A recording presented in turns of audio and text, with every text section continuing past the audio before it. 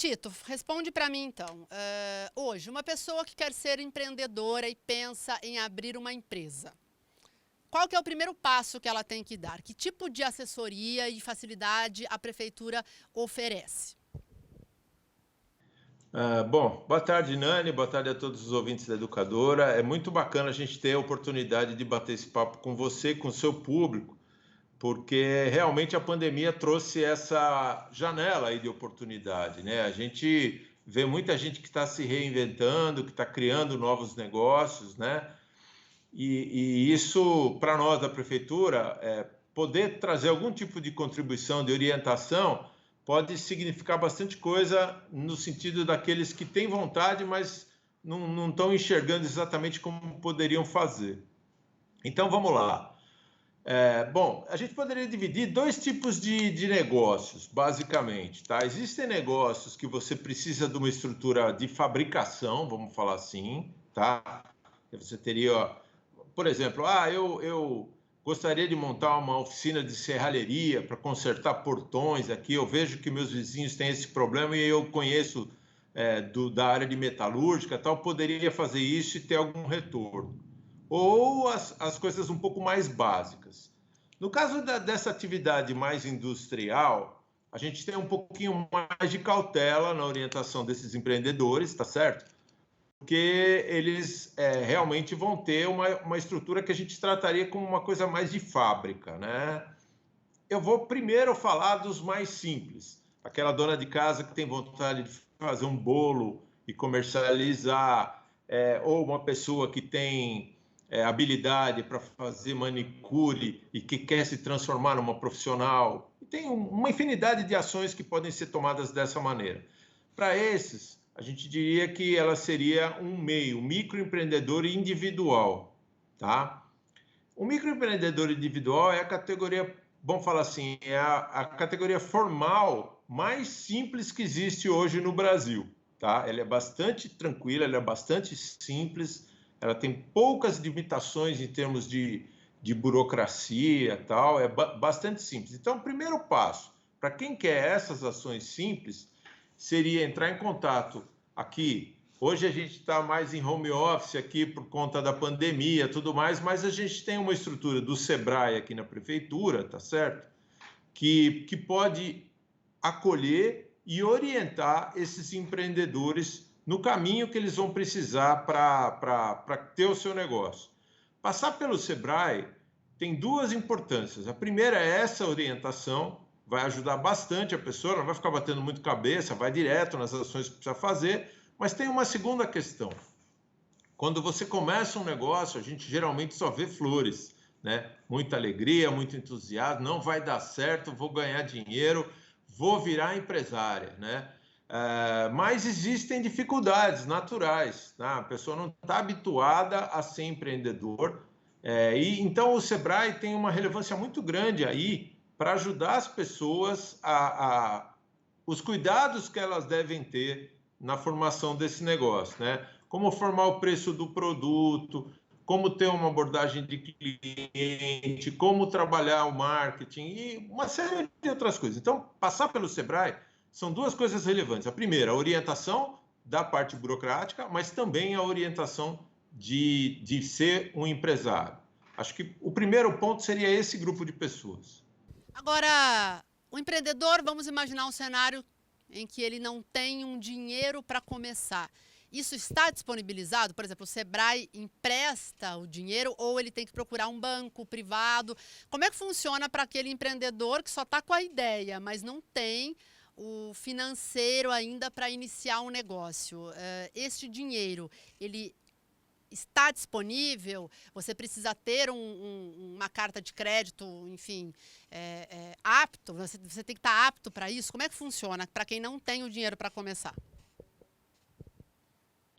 Bom, existe uma modalidade que a gente chama de microcrédito, tá certo? Que é justamente para fomentar esse tipo de ações. Quem opera isso aqui em Limeira é o Banco do Povo, tá? Que é uma estrutura que aqui na prefeitura funciona do lado do Sebrae. Então, quer dizer, é uma viagem só, vamos falar assim. Se a gente estivesse hoje atendendo as pessoas normalmente, né? A pessoa tá uma mesa do lado da outra ali, já conversa com o pessoal do Sebrae, já tem orientação e na sequência já conversa com as meninas do Banco do Povo para entender essas modalidades. Vamos entender claramente o que é o Banco do Povo. O Banco do Povo, ele trabalha com um sistema de microcrédito, tá? E ele vai te oferecer recurso para aquilo que você precisa comprar para começar o seu negócio. Então, vamos supor que você fosse fazer uma pequena produção de bolos e que para isso você precisa comprar um forno, tá? Então, você vai procurar o Banco do Povo, vai falar, olha, eu preciso comprar um forno, esse forno custa R$1.000, eu não tenho esse dinheiro, como que eu posso fazer? Aí o Banco do Povo vai te passar algumas indicações, né? Quer dizer, é um sistema financeiro, igual um banco, mas é um banco com mais facilidade, vamos falar assim, para a pessoa que precisa desse crédito e vai te fazer um empréstimo com uma taxa de juros super baixa, muito mais barato que um banco comercial, para que você compre esses equipamentos. O Banco do Povo não empresta dinheiro para você pagar salário, ele não empresta dinheiro para você comprar matérias-primas, ele empresta dinheiro para você comprar os equipamentos que você precisa para a sua operação. Tito, agora em relação à parte burocrática, é muito papel? É fácil? Dá para fazer tudo pela internet? E mais, a pessoa consegue fazer sozinha ou ela vai precisar de um contador? Ou, por exemplo, a empresa fácil já dá esta assessoria? Porque se a pessoa não tem nem dinheiro para começar, vai ser difícil ter um contador. Então, ela consegue fazer isso, por exemplo, com as orientações que estão na internet, um passo a passo, para poder abrir essa empresa? Uma MEI, por exemplo? Sim, sim. MEI é praticamente algumas atividades. Vamos lá. Se você vai trabalhar com alguma coisa que represente necessidade de um suporte da vigilância sanitária, você vai manipular alimentos, tal, aí existe um pouquinho mais de preocupação, vamos falar assim. Mas via de regra, boa parte das ações de microempreendedores individuais, que são essas categorias, isso vai desde o camarada que conserta geladeira, máquina de lavar roupa, esse tipo de manutenções, até alguns serviços mesmo, que ele possa, pedreiro, esse tipo de coisa, ele pode abrir um MEI e se ele tiver um conhecimento básico, ele consegue fazer isso sem sair de casa, tá? Porque é tudo pela internet. O que a gente está acostumado a ver aqui na prefeitura é que as pessoas gostam de vir até aqui para ter essa orientação, por uma questão de confiança, tá? Daria para fazer sozinho, não precisaria vir até a prefeitura, mas a pessoa sente uma certa insegurança. Isso é uma característica da gente, porque a gente conviveu tanto tempo com burocracia, né? Que quando a coisa ficar fácil demais, você começa a ficar desconfiado. Não, deve ter algum pulo do gato aí que eu não estou pegando. Então a gente está acostumado com isso, as meninas estão acostumadas a acolher as pessoas, e quando termina o processo, a pessoa ainda fala assim, mas é só isso? É só isso. É bastante simples, é bastante tranquilo.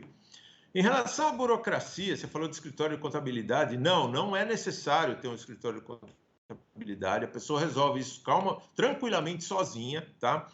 E o governo federal, que é o único ente que cobra alguma coisa, porque isso envolve a previdência e tal, na verdade ele gera uma guia que a pessoa pode fazer sozinha também pela internet, né? Volto a falar, às vezes a pessoa no começo patina um pouquinho, tem um pouquinho de dúvida tal, então a gente aqui acolhe, atende essas pessoas, orienta como elas podem fazer, né? E anualmente a pessoa faz uma declaração de MEI, que é para permanecer na condição de MEI, tá certo? Tudo isso dá para a gente fazer sozinho, dá para fazer em casa, mas também a gente ajuda aqui no caso da pessoa precisar de um apoio da prefeitura.